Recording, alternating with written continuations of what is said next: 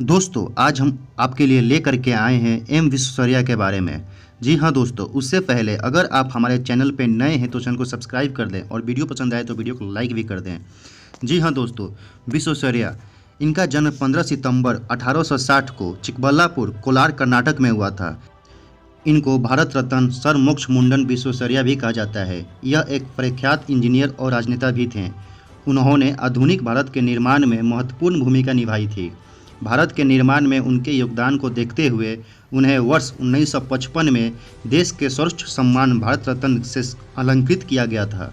भारत में उनका जन्मदिन अभियंता दिवस के रूप में मनाया जाता है।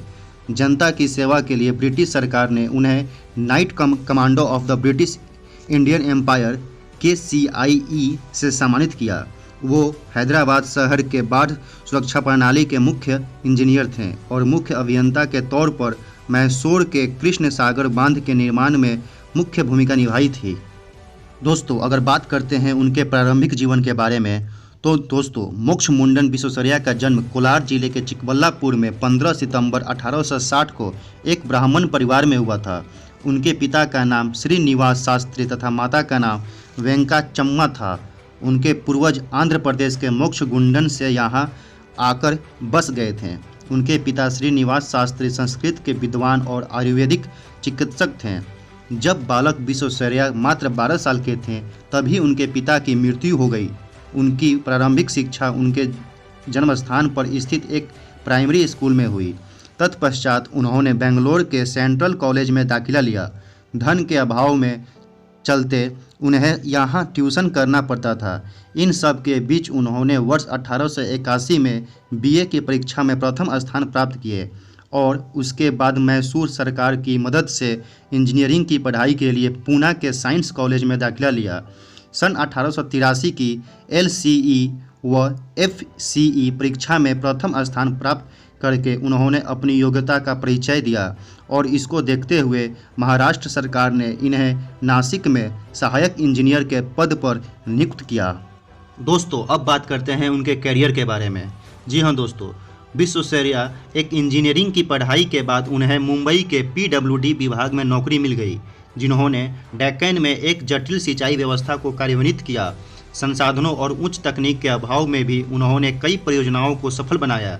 इनमें प्रमुख थे कृष्णराज सागर बांध, Bhadravati iron and steel works, Mysore sandal oil and soap factory, Mysore विश्वविद्यालय और बैंक ऑफ मैसूर। ये उपलब्धियां MV के कठिन प्रयास से ही संभव हो पाई। दोस्तों अगर आप हमारे चैनल पर नए हैं तो चैनल को सब्सक्राइब कर दें और वीडियो पसंद आए तो वीडियो को लाइक और शेयर भी कर दें। सर M विश्वेश्वरैया मात्र 32 साल की उम्र में सुक्कुर सिंध महापालिका के लिए कार्य करते हुए उन्होंने सिंधु नदी के सुक्कुर कस्बे को जल आपूर्ति की ऐसी योजना बनाई और तैयार की कि सभी इंजीनियरों को पसंद आया। अंग्रेज सरकार ने सिंचाई व्यवस्था को दुरुस्त करने के लिए उपायों को ढूंढने के लिए एक समिति बनाई। उनको एक समिति का सदस्य बनाया गया। इसके लिए उन्होंने एक नए ब्लॉक प्रणाली का आविष्कार किया। इसके अंतर्गत उन्होंने स्टील के दरवाजे बनाए जो कि बांध से पानी के बहाव को रोकने में मदद करता था। उनके इस प्रणाली की बहुत तारीफ हुई और आज भी यह प्रणाली पूरे विश्व में प्रयोग में लाई जा रही है। उन्होंने मूसा व ईसा नामक 2 नदियों के पानी को बांधने के लिए भी योजना बनाई थी। इनके बाद उन्हें वर्ष 1909 में मैसूर राज्य का प्रमुख अभियंता नियुक्त किया गया। वो मैसूर राज्य के आधारभूत समस्याओं जैसे अशिक्षा, गरीबी, बेरोजगारी, बीमारी आदि को लेकर भी चिंतित थे।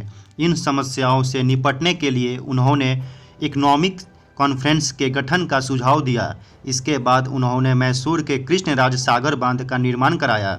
चूँकि इस समय देश में सीमेंट नहीं बनता था, इसलिए इंजीनियरों ने मोटर्स तैयार किया जो सीमेंट से ज़्यादा मजबूत था। मैसूर राज्य में उनके योगदान को देखते हुए मैसूर के महाराजा ने उन्हें सन 1912 में राज्य का दीवान यानी मुख्यमंत्री नियुक्त कर दिया। मैसूर के दीवान के रूप में उन्होंने राज्य के शैक्षिक और औद्योगिक विकास के लिए अथक प्रयास किया। उनके प्रयत्न से राज्य में कई नए उद्योग लगे। उनमें से प्रमुख थे चंदन तेल फैक्ट्री, साबुन फैक्ट्री, धातु फैक्ट्री, क्रोम टैनिंग फैक्ट्री।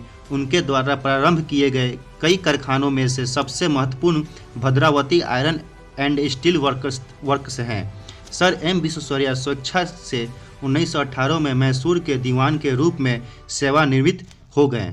सेवानिवृत्त के बाद भी वे सक्रिय रूप से कार्य कर रहे थे। राष्ट्र के लिए उनके अमूल्य योगदान को देखते हुए सन 1955 में भारत सरकार ने उन्हें भारत रत्न से सम्मानित किया।